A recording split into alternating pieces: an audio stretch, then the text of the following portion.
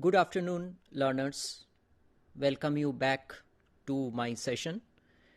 Now, if you remember, in one of my earlier sessions, I introduced you to the newly launched M.Sc program of IGNOU in Zoology. And in my earlier session, I gave you a broad overview of the entire Laboratory Course 1 course of M.Sc Zoology program. So it was just an overview. And then today we will be taking up each of the experiments. So there are as many as 24 experiments in this course, and we will be discussing the different experiments in several sessions, in several Gyan Darshan sessions. So today in the, you can say, the first technical session of Gyan Darshan in the laboratory course, I will take up 3 topics. That is isolation of plasmid DNA, agarose gel electrophoresis, and quantification of nucleic acids. Why I start with these three experiments? Because these are maybe this is totally new for you, because these are the experiments which are based on molecular biology. Because if in your bachelor's degree you might have done majority of the experiments in classical zoology, like microscopic observation, preparation of cytological specimens, or let's say maybe if you have done some dissections, okay, but now, or visualization of blood samples. But I think that these experiments, which I am going to discuss over the coming 2 or 3 sessions, maybe that these experiments could be new to majority of you, or you might not have done it individually, okay, in your undergraduate program. So that is the main purpose. That's why I start with these 3 experiments today. Now, so there are 3 experiments: isolation of plasmid DNA, agarose gel electrophoresis, and quantification of nucleic acid. So we begin with the first experiment, that is isolation of plasmid DNA, and probably these experiments, they are experiment 10, 11 and 12, which you will find in your laboratory manual that has already been uploaded in EMPC-IGNOU. You can find this entire laboratory course manual in your EMPC-IGNOU. So you can download it and you can start studying the manual. Now, first of all, that when we are discussing isolation of plasmid DNA, first of all, you should know what is a plasmid. So I will just give you the basic introduction or the principle, and then I will go into the technical part, that is how will you do the experiment. So plasmid, what is a plasmid? Plasmid is a small circular double-stranded self-replicating DNA, which is extra chromosomal, which is not present within the chromosome, which is present outside the chromosome, and it is capable of self-replication, because it has its own origin of replication, which you will be studying in your theoretical course also. That is, you have one that is paper number 2, which you have, that is the genetics and animal biotechnology. In that course, you will study about these plasmids and all. Okay, but I am going into the practical part directly. But I presume that all of you know what is meant by a plasmid, which is very elementary. I mean, it's even taught in the undergraduate program. So when introduced into a host chromosome or a host organism via transformation, it will show replication. So why do we need to learn plasmid isolation? Because plasmid is a cloning vehicle. You can clone any foreign gene in the plasmid and you can introduce it into the bacteria. Okay. So for gene cloning, you need to know how to have the plasmid, procure the plasmid, or how to isolate the plasmid. And in majority of the cases, the plasmid isolation is done from a bacterial cell. So there is a bacterial cell where there is already a plasmid, and from there you are isolating the plasmid. So what you need is a bacterial culture, which will have your desirable plasmid. So I hope you get the point what is meant by a plasmid. Now, a plasmid, when you are preparing a plasmid, when you are isolating a plasmid, you have to make sure that it should be free from certain things. If you need to have a purified plasmid, you have to be sure that it is free from genomic DNA or the chromosomal DNA. It should be free from proteins, ribosomes, and the bacterial cell wall. Now, there are several methods for plasmid isolation, of which the most important method which is commonly followed in the laboratory is the alkaline lysis method, where we also use a detergent called the sodium dodecyl sulfate. So that is the alkaline lysis method of plasmid isolation. What is the principle? So alkaline lysis in combination with detergent, that is sodium dodecyl sulfate, is used to isolate the plasmid DNA. So that is the name of the technique which you use for plasmid isolation. Now, what is the principle of plasmid isolation? Using this method, what you do is, the main principle is that you have to disrupt the bacterial cell. You have to break the bacterial cell, because the bacteria, they have cell wall. And beneath the cell wall, you all know that there is a plasma membrane. So you have to break the cell wall. And for breaking the cell wall, you need some very harsh treatment. A strong kind of chemical you need. What is that chemical? That is alkali, high alkali condition, and one detergent, that is sodium dodecyl sulfate. So using these two, high pH and a strong anionic detergent, what you do is you disrupt the cell wall. And then within the cell, you have two different kinds of DNA, because the bacteria will have its own chromosomal DNA and it also has the plasmid DNA, of which what you need the plasmid DNA and not the chromosomal DNA. So what you have to do? You have to ensure that the DNA that you are isolating is plasmid DNA and not chromosomal DNA. And that DNA should be free from proteins, because you know that the DNA, it also has the associated proteins. So it should be free from contamination, because it should be free from proteins or any other matter. And even when you are rupturing a bacterial cell, then there are cell debris, and those cell debris should also be removed if you want to get a purified plasmid DNA. Okay, so since the closed circular plasmid DNA is topologically intertwined, their strands do not separate even in presence of alkaline solution. Lysis steps lead to enmeshing of degraded cell wall, bacterial proteins, and denatured DNA in large complexes coated with SDS. So you are using SDS together with alkaline solution. Okay, and that leads to what? That leads to enmeshing of degraded cell wall, bacterial proteins, and denatured DNA in large complexes coated with SDS. Next, what you do is replacement of the sodium ions in the potassium ions with the potassium ions, because when you are using alkaline lysis, you are using sodium hydroxide.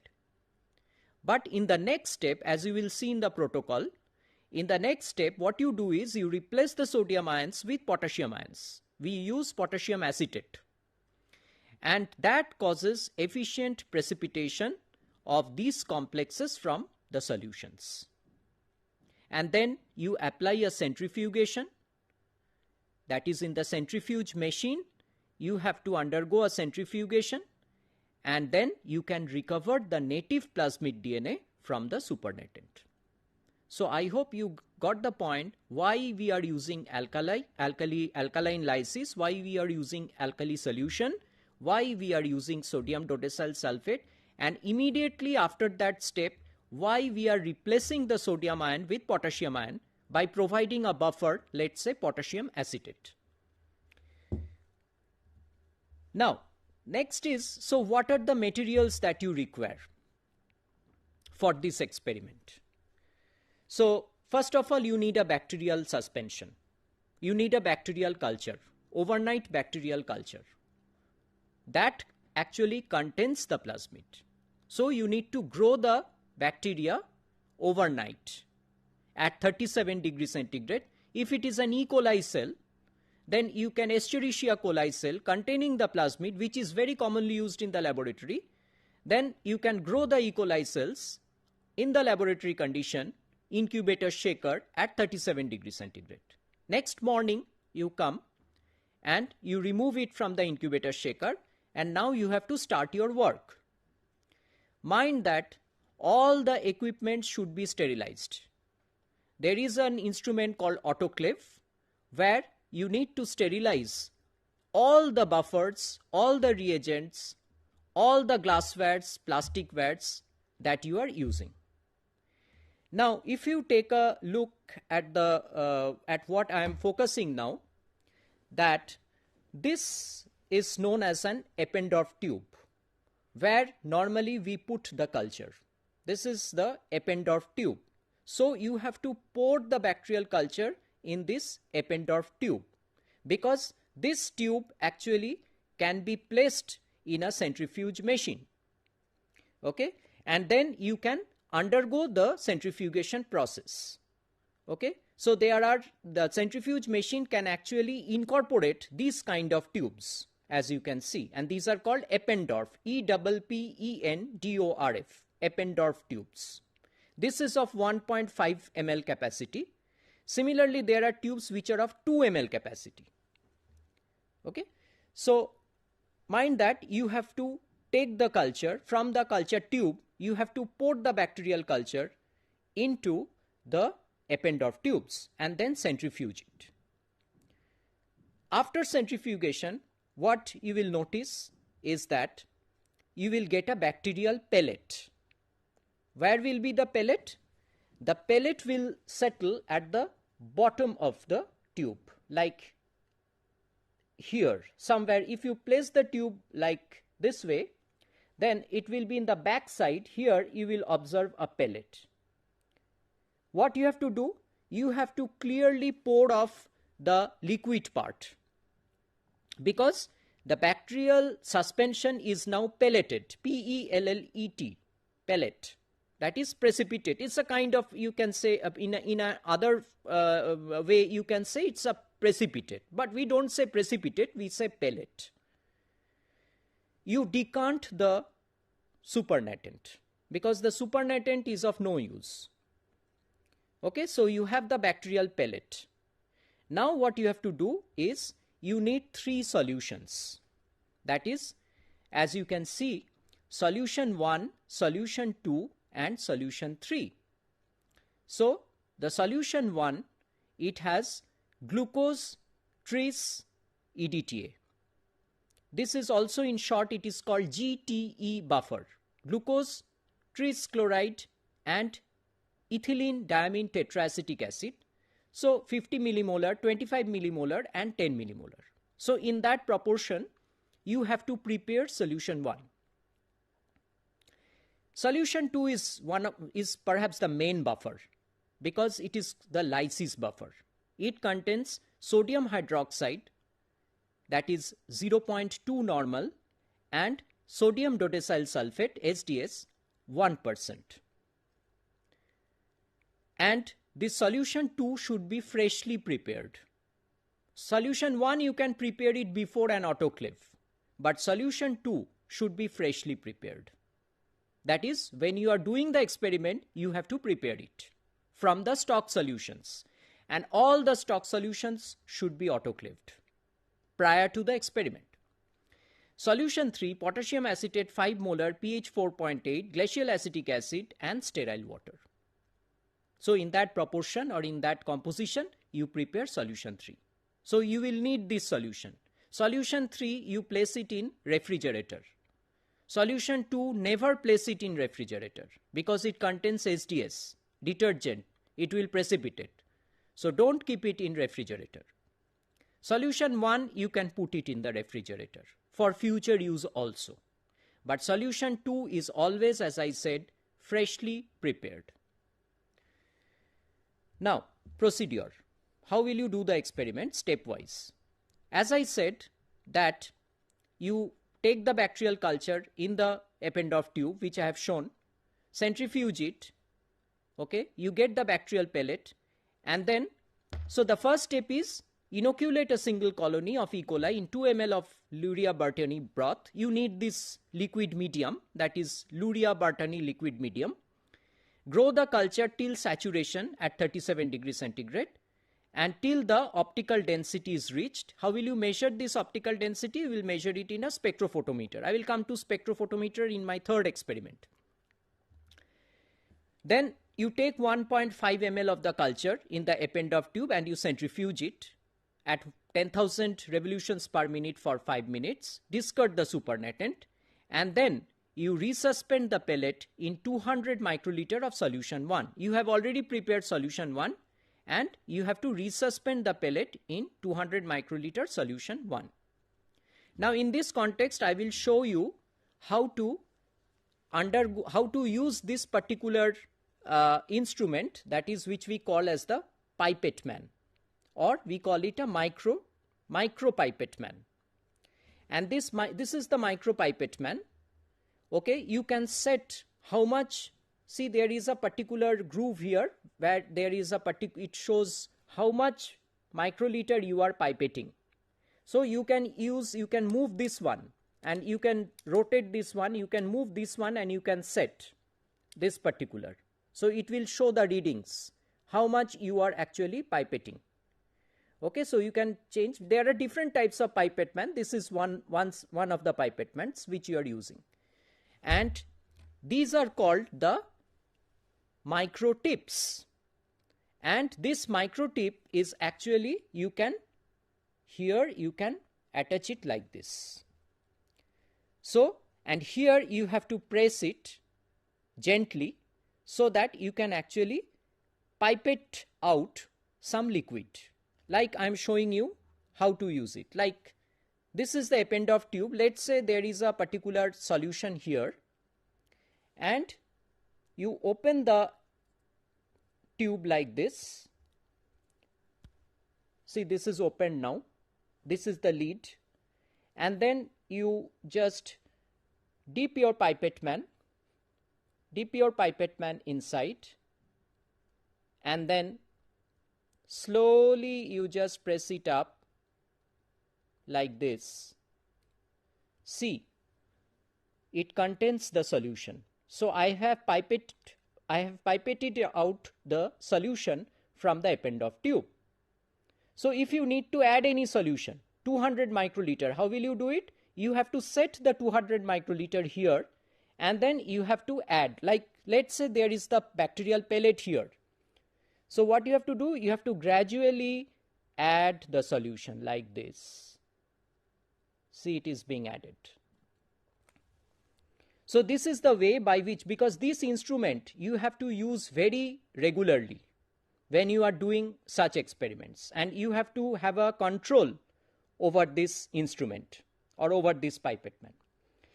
So that is the way I am showing you again. So you can just pipette it out like this. Okay, so you have the solution. Make sure that there are no air bubbles. I mean, you should pipette it out very gently. And then when you put some solution inside, again, you have to do it very gently and you have to resuspend the pellet in this solution. Let's say this is solution 1. So I hope you got the point that how you have to use this instrument. You have to be careful and handle it gently, because these instruments are costly. Some of them are quite costly, and if it is damaged, then again it needs repair, and for that you have to it needs some expenses. So you have to be careful while handling these instruments. So you have resuspended the pellet in 200 microliter solution 1 and then leave it for some time on ice for 5 minutes. In the next step, what you do is you add 400 microliter of solution 2, freshly prepared solution 2. So initially you have added solution 1, that is GTE buffer. Now you are adding solution 2. you mix well several times. How will you mix? Just look at how I'm mixing, like very gently, like this. You will mix it. So the pellet was dissolved in solution 1, then in solution 2, and then you are mixing the solution like this. Okay? And what is the utility of this step? The utility of this step is it contains SDS and alkali, sodium hydroxide. So SDS solubilizes the phospholipid and protein components. Sodium hydroxide denatures the DNA as well as the proteins. So you don't want the chromosomal DNA, you don't want the proteins. And leave this again on ice, or you can leave it on room temperature also, not a problem, for 5 minutes or 10 minutes. You can leave this for 10 minutes also. Third step, that is, now you have to add solution 3. This is also ice cold. 300 microliter of solution 3. Again you mix well as I have shown you. Incubate on ice for 5 minutes and then you have to centrifuge it. Now what is the utility of this step? This step contains potassium acetate. And this potassium acetate, it neutralizes, because there you have used high alkaline solution. So you need to neutralize it now. Once the disruption of the cell wall is over, you have to neutralize the solution. And you are adding potassium acetate, because here the pH is 4.8. So it is an acidic solution. So you are neutralizing the sodium hydroxide in the previous step and you are precipitating the genomic DNA. The glacial acetic acid lowers the pH to 4.8, making high salt in low pH with the chromosomal DNA entrapped in the coagulated protein. Again you mix it as I have shown you, and then you centrifuge it. Centrifuge it to high speed, 12,000 revolutions per minute in the centrifuge machine for 5 minutes at room temperature. Now make sure that you have to collect the supernatant, not the pellet. You have to discard the pellet or the precipitate. You have to collect the supernatant. And you collect the supernatant to a fresh Eppendorf tube. So you have to again use the pipette man to collect the supernatant. And it should be clear supernatant. There should be no cell debris.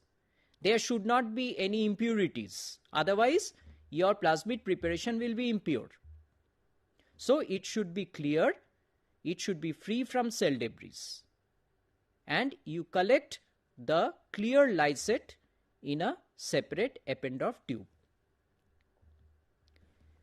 So up to this is done. Now the third step is the purification of the plasmid DNA. That is, how will you further purify? Already it is to some extent purified, because you have removed the proteins. You have removed the chromosomal DNA, but it needs further purification. And for that, what you do is, this solution is subjected to treatment with phenol chloroform. That is equal mixture, 1:1. Like if you are preparing 30 ml phenol chloroform mixture, it means 15 ml of phenol and 15 ml of chloroform. But mind that this phenol should be equilibrated. The pH of the phenol should be of pH 8. How will you do it? You have to first equilibrate phenol in such a fashion that the pH is 8. And many of the companies, they actually sell trace equilibrated phenol.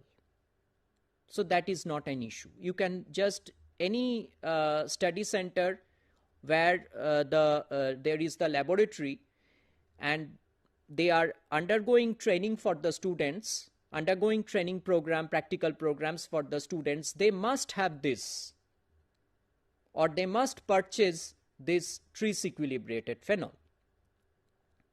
And using that phenol and chloroform, you prepare this phenol chloroform mixture 1:1, and you add it to the supernatant.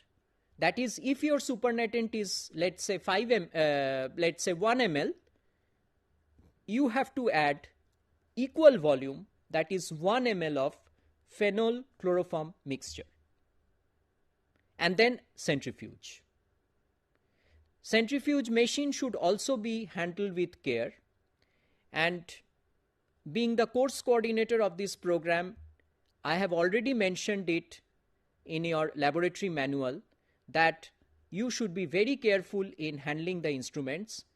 Until and unless you are 100% confident, don't use the machine on your own. You ask your counselor, whoever is there, to show it or properly demonstrate it before you directly handle them. Okay, so this has to be kept in mind. Don't get super excited by seeing the different instruments and start handling them without knowing the operation procedure, because these are very, very costly. It costs in lakhs, some 5 lakhs, 4 lakhs, and if the instrument gets damaged, your total practical experiment will come to a standstill. So be careful. Okay, so centrifuge it at 12,000 RPM for 10 minutes at room temperature. Collect the aqueous layer, that is upper aqueous layer, and then add chloroform again. Again you centrifuge. Now why we are using this phenol chloroform step? Because phenol again is another, it is another way by which you can remove the associated proteins. And why you are using chloroform? Because chloroform, if there is any phenol contamination, then it might damage the DNA. So you need to remove the phenol also. There should be no associated phenol. So you further try to remove that phenol by adding chloroform alone in the next step. Okay, so this is done. Now what you have to do is, the phenol chloroform step and the chloroform step is over. Now you take the supernatant and you precipitate the plasmid DNA. How do you precipitate the plasmid DNA? You add sodium acetate pH 5.2 and chilled absolute ethanol. So if your supernatant is, let's say 1 ml, you have to add 1/10 volume, that means 100 microliter of 3 molar sodium acetate pH 5.2 and 2.5 volume or twice volume. That means how much? 1 ml plus 100 microliter, that is 1 ml 100 microliter, 2 volumes of that. That is, it can be even 2 ml 200 microliter, twice of that volume. That is chilled ethanol. And in this step actually the plasmid DNA will be precipitated. You have to keep the mixture at minus 20 degrees centigrade for 30 minutes or for 1 hour also you can keep. And then again you have to centrifuge. When you centrifuge, what will happen? Now the plasmid DNA, actual plasmid DNA will be pelleted. So now in this step what you have to do is you have to remove the supernatant. You have to discard the supernatant. And you have only the plasmid DNA which is being pelleted. Next step what you do is you wash it with 70% chilled ethanol. Why? Because you want to make this plasmid DNA free from contaminating salts. There should be no contaminating salts associated with this plasmid DNA.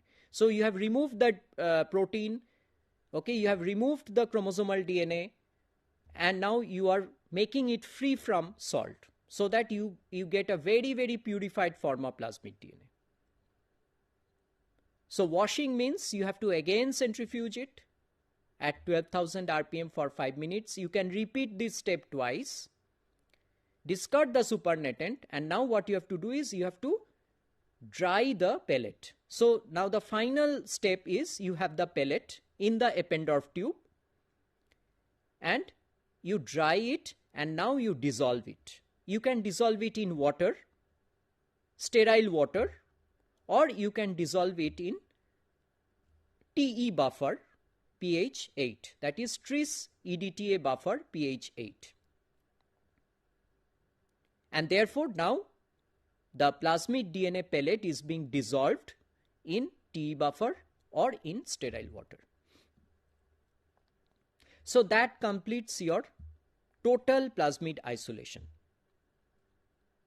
Okay. So the main principle I hope you have got, that you have to lyse the bacterial cell. Okay.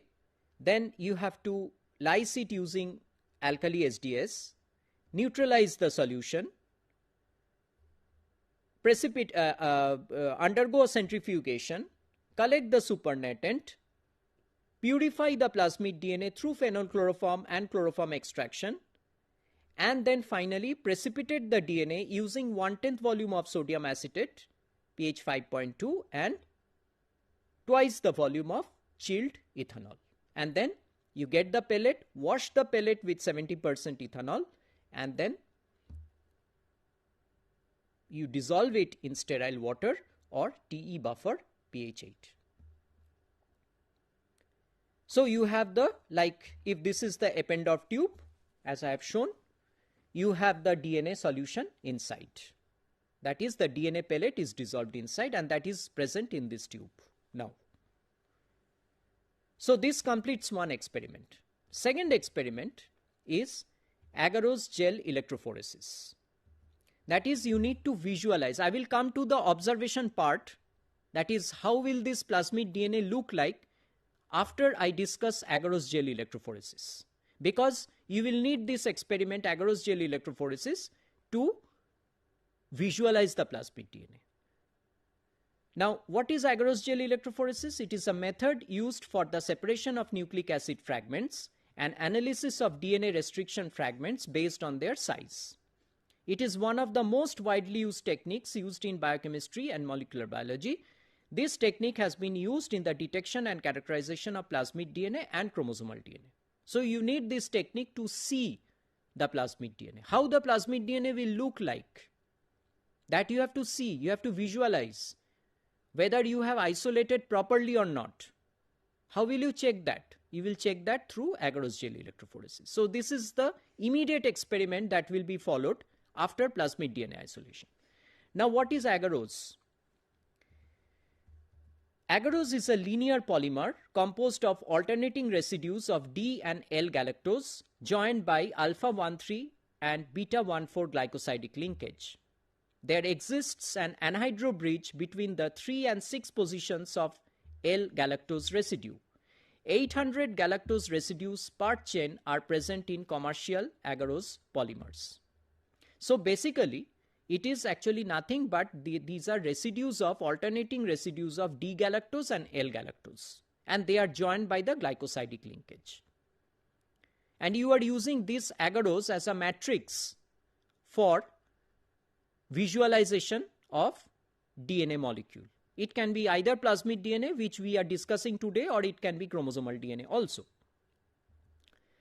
Now, what you have to do in this case, or what is the principle of this technique? That is, the DNA migration, when you are actually loading the DNA in an agarose gel, it is regulated by several factors. One is agarose concentration. That is, there is a linear relationship between logarithm of the electrophoretic mobility of DNA and the gel concentration. So if the gel concentration is high, mobility will be lower. If the gel concentration is lower, mobility will be faster. Agarose type, that is, what is that nature, whether you are using a normal agarose or a low melting temperature agarose. It depends on the type of agarose. DNA conformation. Whenever you are visualizing a plasmid DNA in an agarose, there are 3 different forms: superhelical circular, nicked circular, and linear form. So normally the plasmids will come in these 3 forms in an agarose gel, which I will show later. DNAs migrate through the agarose gel at different rate. If the molecular weight is high, they will migrate slower. If the DNA molecule is of smaller size, they will migrate faster. Like you have a DNA of 500 base pair and you have another DNA molecule which is 1 kilo base pair. So 1 kilobase pair DNA molecule will migrate slower because it is of high molecular weight. It is larger in size. And the 500 base pair DNA molecule will migrate faster because it is smaller in size, low molecular weight. So that is also another factor. Electrophoresis buffer, that means when you are running the DNA in an agarose gel, you have to use a running buffer which is present in the electrophoresis tank. And the composition and ionic strength of the buffer, it also affects the mobility rate. If it is a high ionic strength, then efficient conductance will occur, but a large amount of heat is generated. So you have to actually properly balance. You can, if you are using a very high voltage, okay, in the electrophoresis system, then the DNA will migrate faster, but then the resolution may not be good. If you are using a very high current, a lot of heat will be generated, and because of that heat generated, the DNA molecule might suffer some damage. It might suffer some heat denaturation.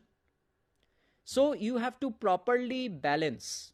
Don't use an excessively high voltage in the power supply, or don't even use a very low voltage also. That is, you have to use a moderate voltage. Normally, we use 70 to 80 volts for running the DNA. Or if you are measuring in terms of current, then it could be within the 20 to 30 milliampere range.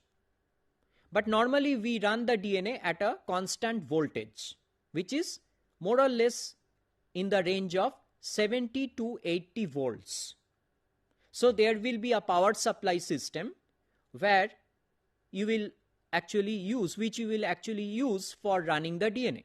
So you have to cast an agarose gel. I will show the picture, and then load the DNA and then run the gel in an electrophoresis buffer, and where the electrophoresis tank is being connected to a power supply where a fixed voltage is being set.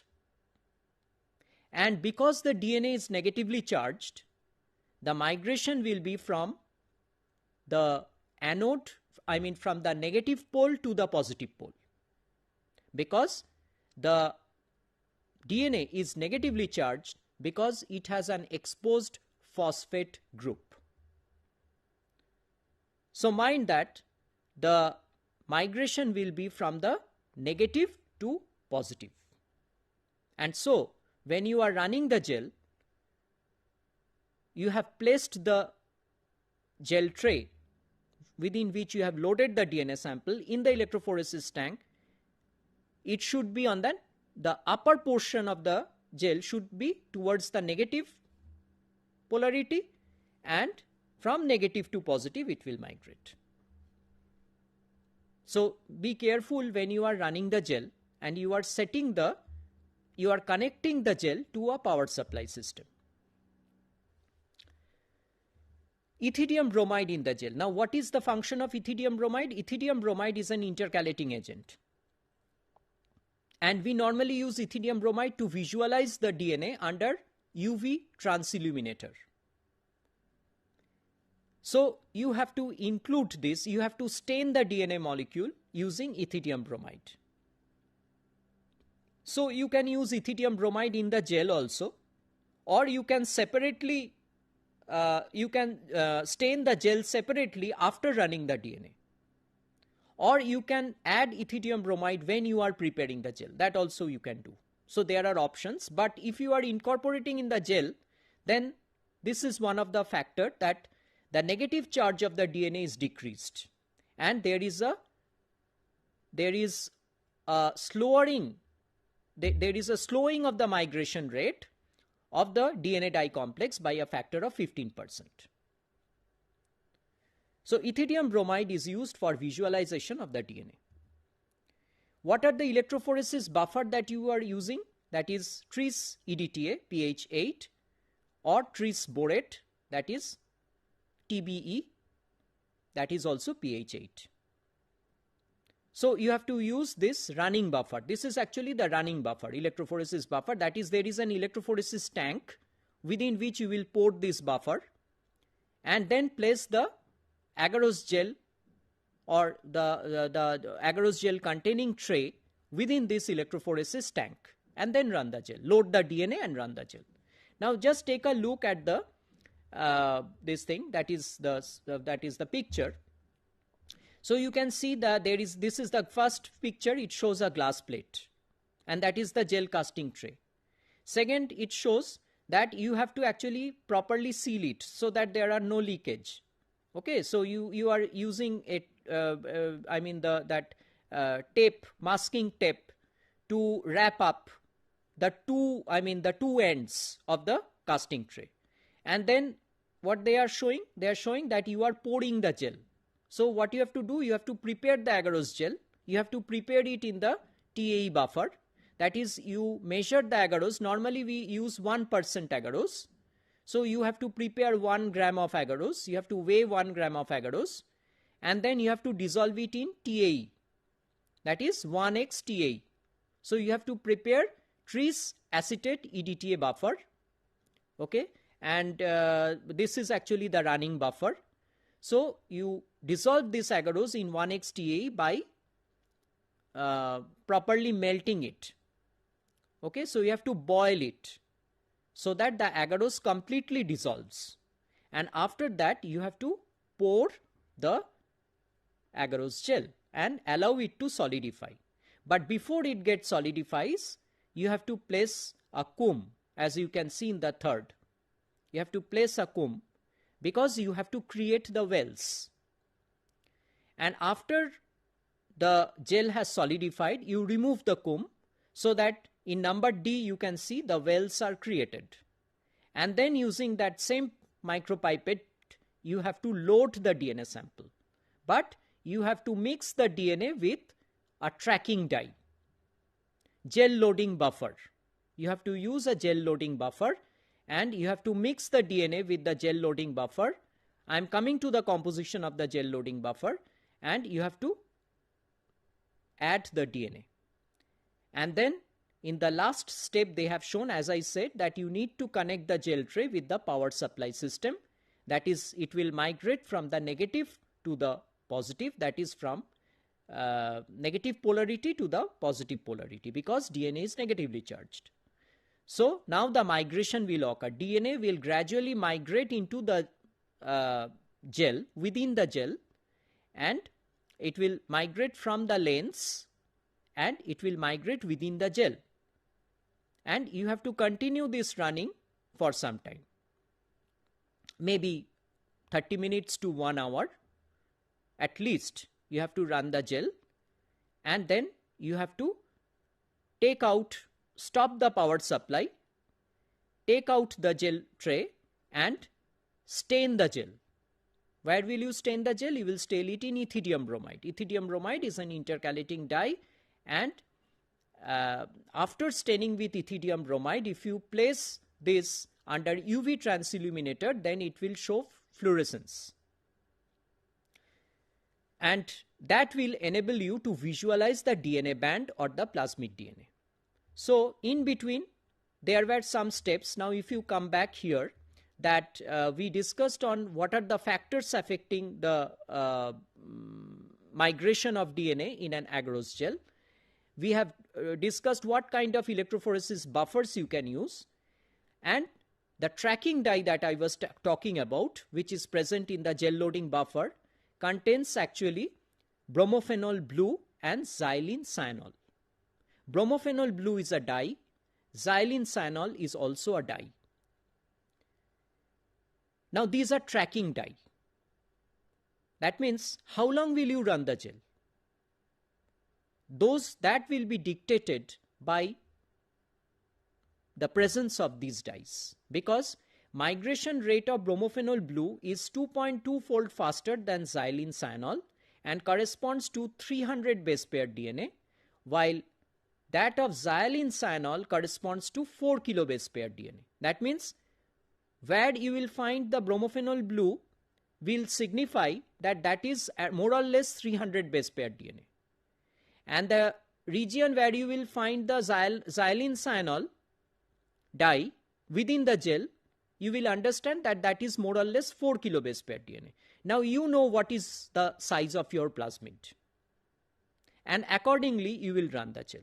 I mean, you will keep notice on these two dyes in the gel, and accordingly you can plan how much time will you run the gel. Make sure that the DNA does not come out of the gel in the electrophoresis buffer. Then you will not be able to visualize the DNA. Okay. So that is the importance of this tracking dyes.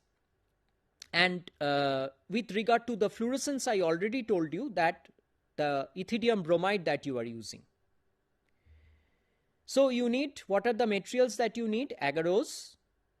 As I told you, you need to dissolve it. Tri-CDTA, which is the running buffer. So there is the composition. I am not going into composition. You will find it in your manual. Then you can use tris borate EDTA also, TBE buffer. And gel loading dye, that is bromophenol blue, xylene cyanol, glycerol.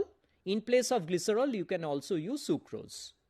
DNA staining dye, ethidium bromide solution, which is 5 mg per ml. And you need a DNA ladder also. Why a ladder? Because the ladder is nothing but it's a molecular weight marker.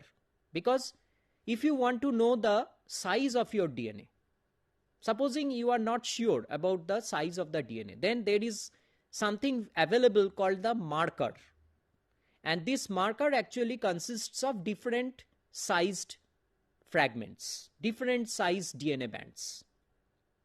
Like lambda DNA, digested with Hindi3. It gives some specific fragments of specific sizes. And that you can load in the agarose gel, side by side. And you match your DNA along with respect to the molecular weight marker, to which band it corresponds to. And then that will give you a rough idea regarding the size of your plasmid DNA or the size of your DNA, which you have isolated. So just comparison. Comparison with a ladder means comparison with a series of fragments whose molecular weight are known and which you have loaded in the agarose gel. And then of course you need the electrophoresis system, the electrophoresis apparatus, the power supply. These are also needed. Gel sealing tape. And mind that, again I repeat, all the chemicals, glasswares, okay, and the buffers, these need to be sterilized. Of course, you cannot sterilize the electrophoresis system. I am not talking of that. Not the gel casting tray or the electrophoresis system. That you cannot autoclave. That you have to wipe it clear with alcohol, ethanol. So that will sterilize automatically. But for the other reagents that you are using, you have to prepare them in a sterile container using sterile water, because these are all molecular biology work. Microbiology, molecular biology work, cell culture, these have to be done under absolute sterile condition. There should be no contamination, because otherwise your plasmid DNA will degrade. If there is DNase contamination, then DNase, what it will do? It will degrade your DNA. You will not be able to find a very good quality DNA. You will get a smear. So that is not expected after such a laborious procedure. So you should be careful. You should maintain cleanliness. You should maintain the sterile condition. Now I am coming to, as a result of these two experiments, finally what you will be able to see is a plasmid band. And if you see the observation, go back to the first experiment, you can see here that on the right hand side of the agarose gel, this is the photograph taken. Okay, you are visualizing the DNA under UV transilluminator, and you have taken, one has taken the photograph. So you see that mostly here you get three bands, as I have already said. One is the supercoiled plasmid DNA band, which is the fastest. Above that you will get the linear plasmid band, and above that you will get the open circular plasmid. And if there is some genomic DNA contamination, you might observe some genomic DNA contamination, although it is not expected. Okay, but sometimes even after such procedures, you might find some genomic DNA contamination. Okay, but you are expected to find mostly the 3 different forms of plasmid DNA, that is supercoiled, linear and open circular plasmid, of which supercoiled band is the most prominent. Even if you are not able to observe the other bands, the supercoiled plasmid band will always be visible. It is the fastest migrating and it is also of sufficiently high concentration. It comes usually in high concentration. So there are several precautions. Those are also given in your manual. I am not reading it out. Please go through the manuals that what kind of precautionary measures you need to take for these 2 experiments. The last experiment, that is the quantification of nucleic acid. What is meant by quantification? Quantification means I need to find out how much DNA has been isolated. I mean, per ml, how much microgram or how much milligram is present. How will you do that quantification? And how will you estimate the purity of the DNA? That is done through spectrophotometric measurements. You have to measure the sample, you have to measure the absorbance of the sample in a machine called spectrophotometer at 260 nanometer and 280 nanometer. And you have to find out the ratio, that is A260 by A280. This ratio will give you an idea regarding the purity of your DNA. Now I am coming to that what should be an ideal ratio. So what you have to do here, and this entire what should I say, philosophy or entire principle is actually based on a principle called Beer-Lambert's law, which is a very well-known principle in biophysics, especially when you are undergoing the UV visible spectroscopy.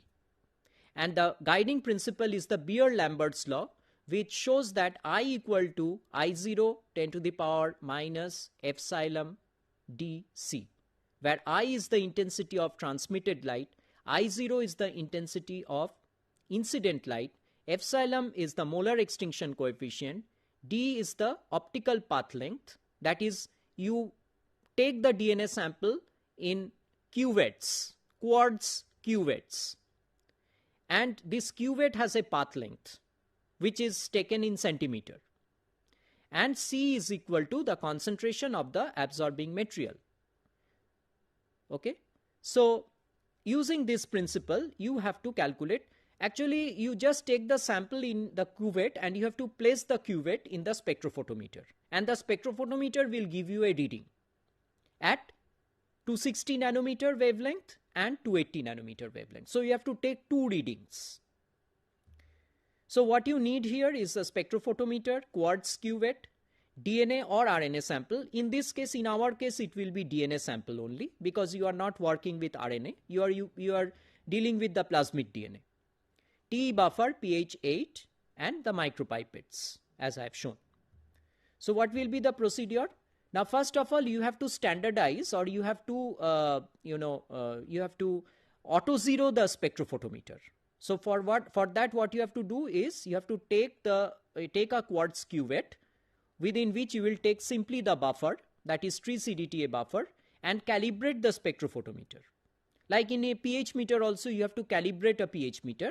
So you have to calibrate the machine first at 260, that is you are just doing it auto zero. So at 260 nanometer and 280 nanometer. And then you add the samples. I mean, you discard the, you have 2 actually sectors or 2 blocks. I mean, you have to place 2 cuvettes. So you use another blank, which is also the buffer. Don't throw it. You have to keep it as it is, that is the blank. And against that blank, you are measuring the absorbance of your sample. So you take the DNA sample, which you have dissolved in Tris EDTA buffer, and you measure the absorbance of the buffer.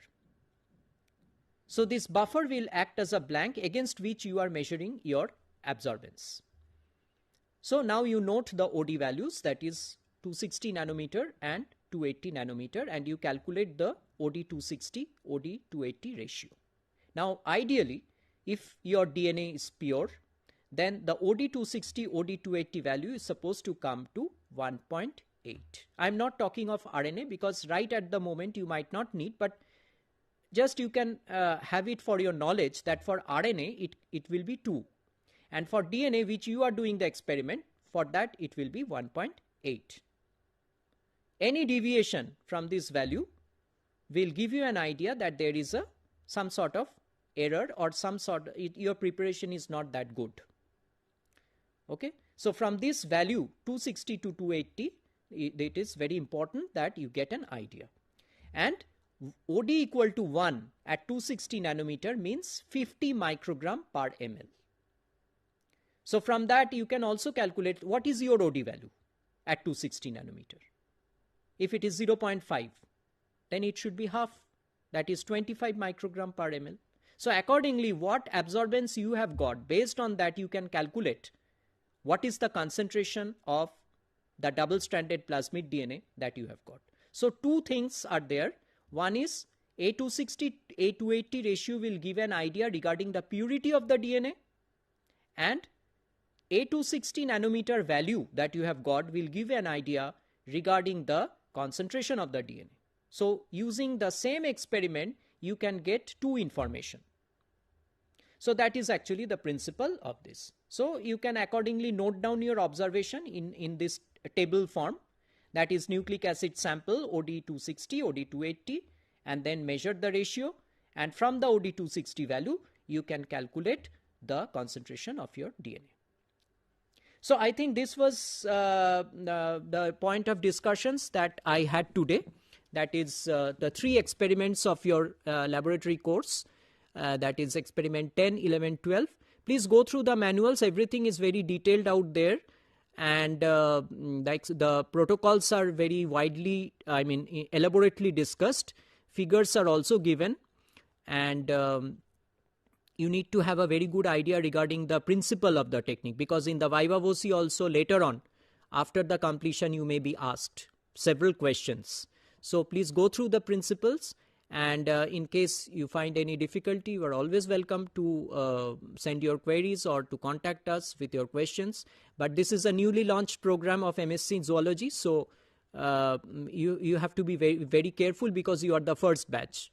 Okay, your performance will actually dictate the success of this program.